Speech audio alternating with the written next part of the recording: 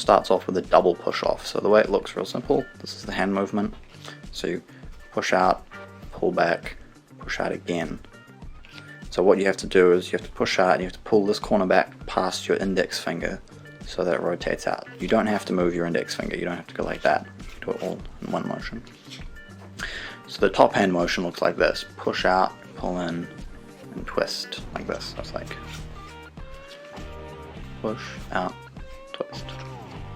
Push out, pull in, twist. This is all just part of the setup.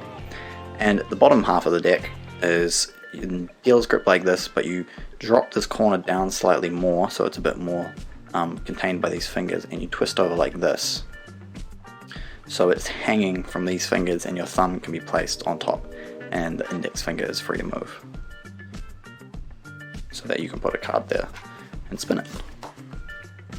So putting it all together, so you break off half the deck, do 1, 2 to here, pinch it with the thumb, twist this way a little bit, and then you reverse the rotation, and so you'll slide this card onto that packet, slide it back onto the ace, back onto the 4, back onto the ace.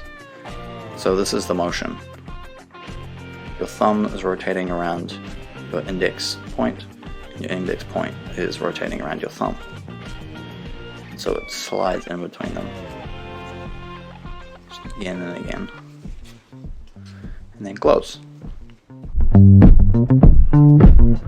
Get some finer detail to get down this move. The first thing you need to learn is proper finger placement. So when you come to here, you want to have it so that this finger here is bang in the center of this packet. It's not, like this, it's not like that, it's bang in the center, because that will mean you'll have even space on each side to keep the card stable.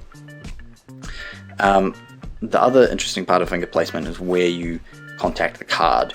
You want to contact it about 3/4 of the way up and 3/4 of the way onto the side, so basically on the pip of this 8. You don't want to have it, say, here or too close to the middle, because it will make the rotation a bit more jerky and not smooth. By having it at this particular position, I find it gets the smoothest rotation because it dampens the movement when you're spinning it. The second tip I can give you is the rotation between these two packets. So your index finger, if we didn't have this card here, it's basically just sliding up and down like this. So what happens is this slides down and then it pushes over, and then it slides up and then it pushes down.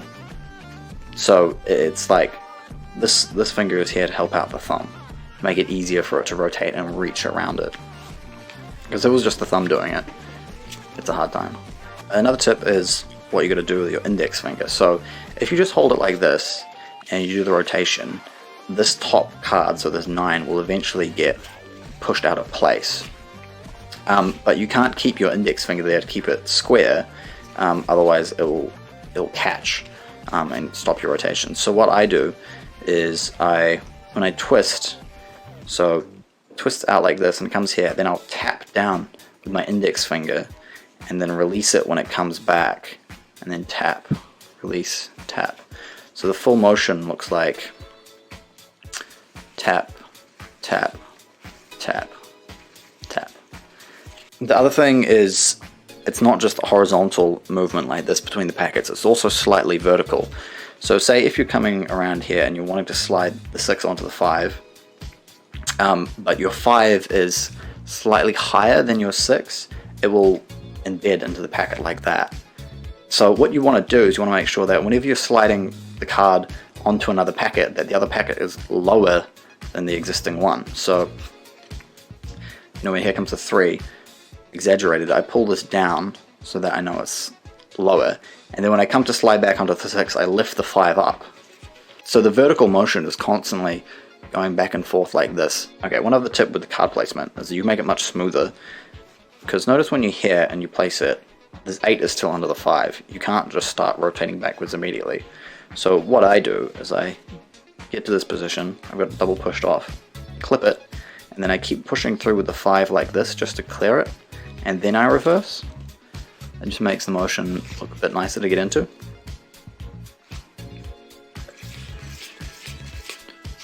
just like that. Split the deck in half, push off, come back, double push off, twist underneath, pinch, 75% up, 75% across, and now rotate the 3 around a little bit this way just to clear off the jack, and then reverse rotate. So see here we're now pulling the jack back along and twisting the 3 over, and then tap down this packet on the 6. And then now we reverse this motion so it's sliding back up the deck. And at this point you want to make sure you're lifting the jack up so that it doesn't catch with the 6, down onto the 6, and now you pull the jack back down and repeat. So there's quite a few things going on, but once you get them down to muscle memory, it does feel more like a continuous single motion. And to close, I just pull around there. Easy peasy.